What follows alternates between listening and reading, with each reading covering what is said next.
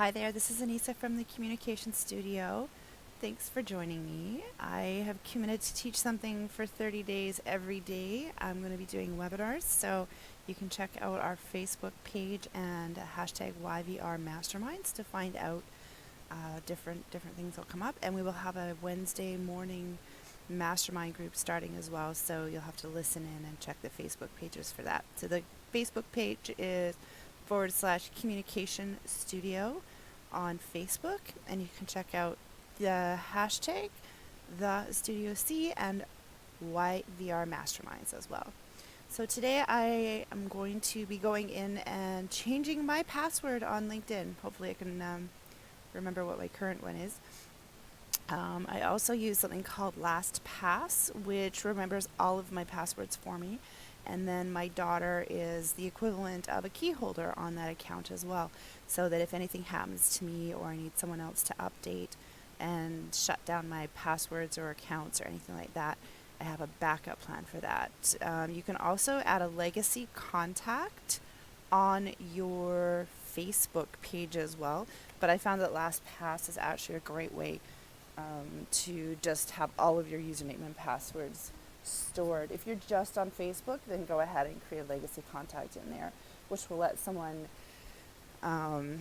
go in and have the right to create different kind of account after you've passed, or if you're unable to be online or need someone to do fundraising for you or something. You can also download all past images and things. They'll let you do stuff like that, so it's kind of cool. But as many of us know, we have a lot of these sites that sometimes have security breaches, and I think we're also quite often remiss in changing our passwords or having a hard time coming up with really difficult ones. So LastPass is something. It actually goes right into my toolbar on my. I don't think you can see it here. I'm trying to lift my screen here. So it's this little red bar here. And if I click on it when I'm in a fill in the password kind of item, it will A, store the website, and B, also store the username and password.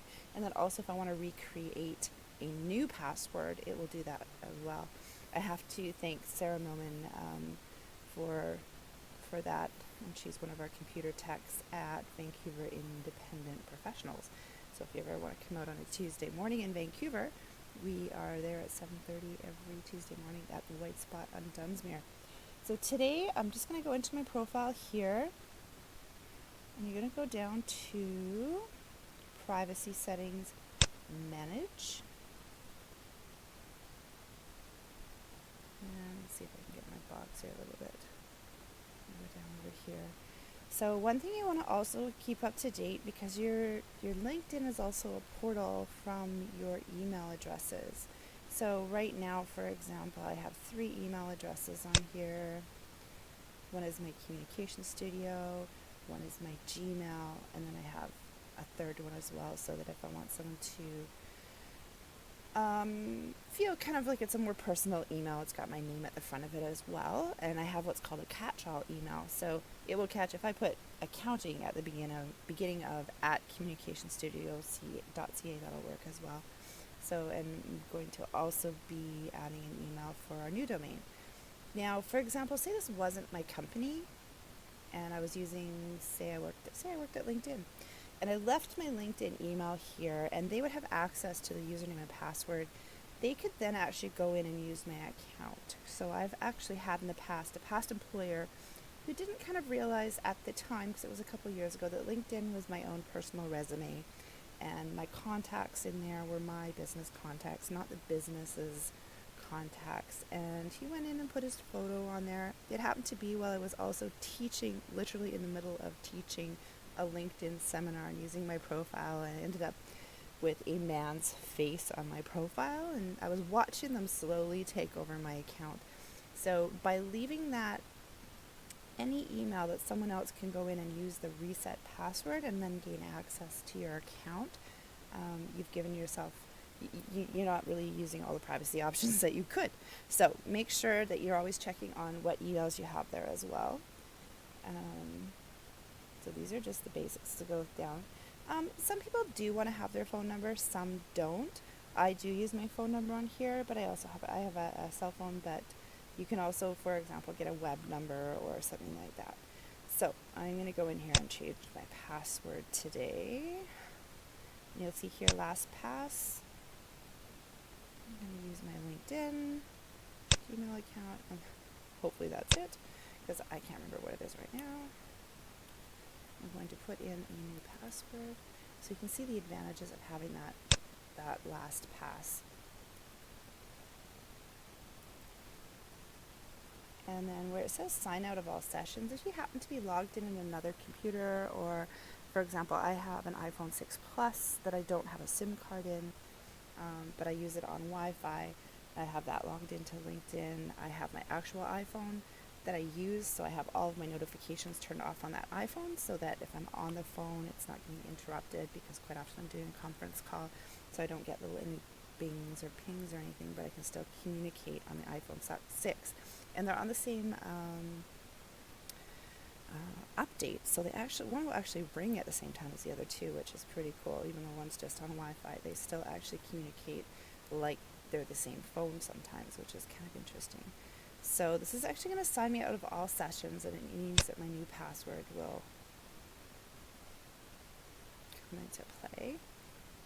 And then also, you can't see this, it's above the bar, but here it says, LastPass detected a password change for your domain on LinkedIn.com. And I'm just going to confirm that I did do that. So it's going to go through and it's going to save it. Click save. Oh, I have to pick one. I'm actually going to pick all three. It's just, I did. There we go. So now I have, yes, I'm just researching beanbag chair patterns for my daughter. You can go in and change your subscriptions as well. When you do subscribe to the upgraded version of LinkedIn, very cool, you actually now get a subscription to lynda.com. So as much as I teach courses, sometimes I actually go and take Lynda courses as well. They've been around for a very long time, and they've got great information. So if you want to find out about any other webinars I'm giving for the next 30 days about the mastermind course that we will be doing on Wednesday morning. So it will be mastermind for medium to small businesses, people that have approximately 2 to 5 employees. That's kind of where my experience is between construction, managing retail, dealing with construction, lawyers, private bankers, things like that. So if you any questions that you have about business, I have studied John Maxwell, E-Myth with Michael Gerber, Stephen Covey, Anthony Robbins. So a lot of leadership business skills I can assist you with, and I love playing around with spreadsheets as well. So if any of that is something that you feel that you need motivation with, then please contact me either on Facebook, or you can go to thecommunicationstudio.ca and contact me there, or just right here through LinkedIn at Anissa Carruthers.